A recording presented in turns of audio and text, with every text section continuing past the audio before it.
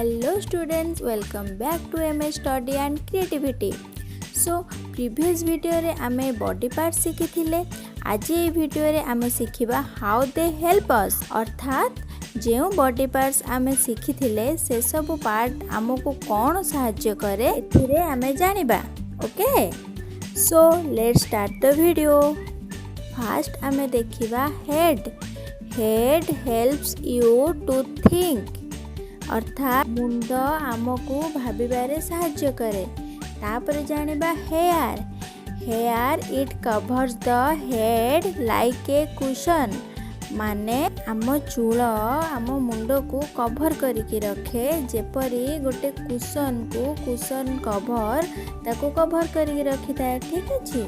Then next देखिबा eye. Eye helps you to see. आखि आमको देखिबारे साहाय्य करे. Then teeth. Teeth helps you to bite.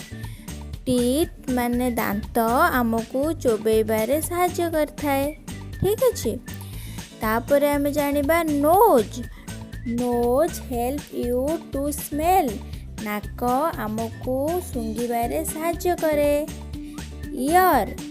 Year helps you to listen. कान आमको सुनिबारे साहाय्य करे. ठीक अछि. Then mouth. Mouth helps you to take food inside your body.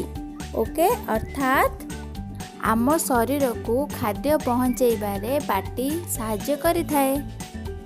जदि वीडियोटी आपण मानकु भल लागिथिबो please like share and comment करबा को भूलिबेनी. आ ए चैनल को सब्सक्राइब करि नेबे. Bye bye. See you next video.